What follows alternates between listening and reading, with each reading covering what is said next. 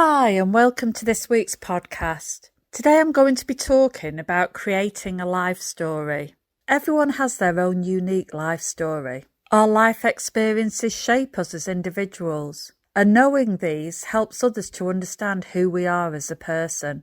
People with dementia can experience problems with communication and memory loss, which means they sometimes need help to communicate important aspects of who they are, such as their backgrounds, interests, and who and what is important to them.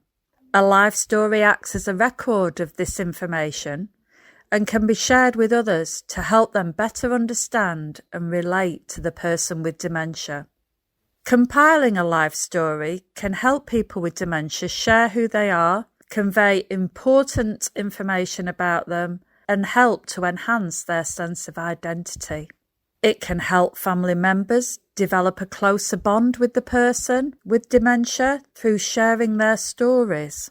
It can give professional carers an understanding of the person's life and a better understanding of the person's needs, allowing them to communicate with the person and care for them in the best way possible.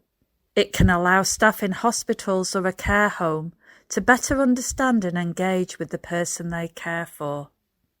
There are several ways that life story work can be done, and you can choose the format or a combination of formats that work best for the person with dementia. And these could include books.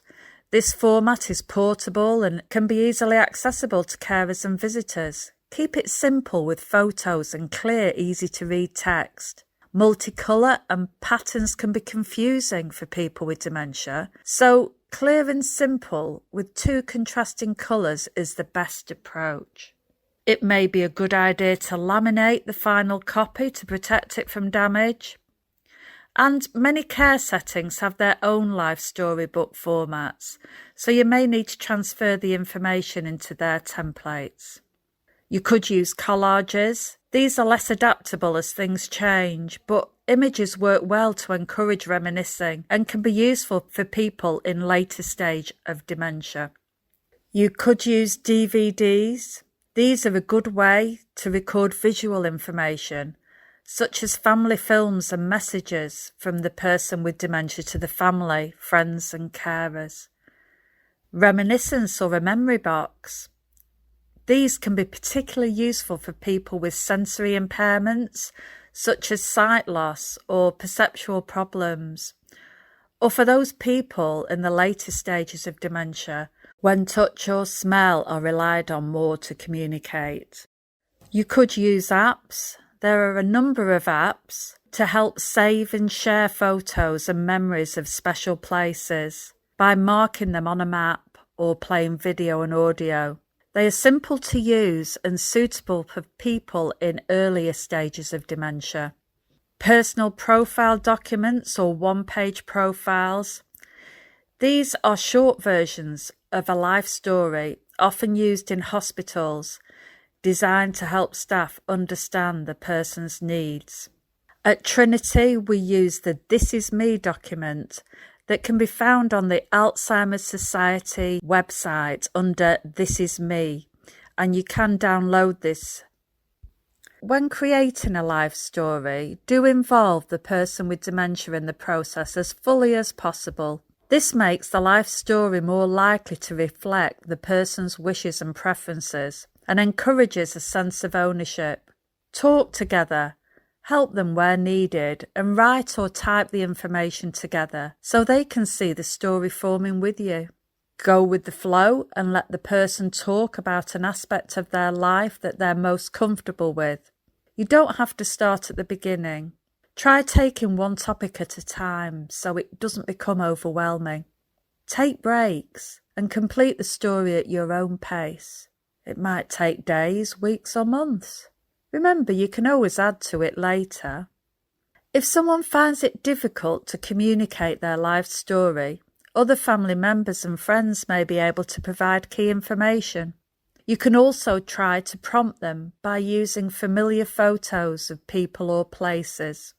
Reflecting on our lives can be emotional, so sensitivity is needed. Don't be afraid of this, but think carefully about what information the person would want to be shared. Topics that we suggest focusing on are their profile, that is their basic information, name, age, where they live, etc.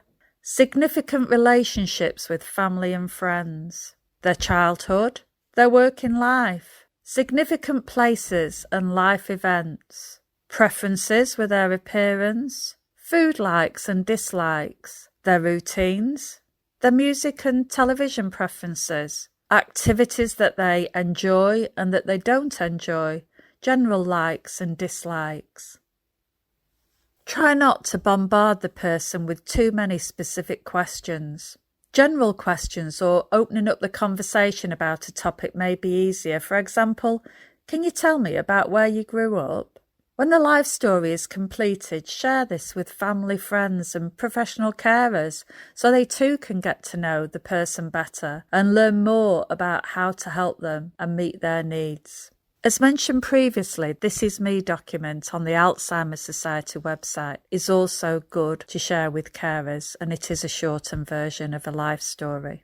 Now, you can use Dementia UK's life story template, and it's a flexible document. It can be adapted into a shorter or longer format with photos and pictures. And I've shared the link here that you can use to download it on Dementia UK's website.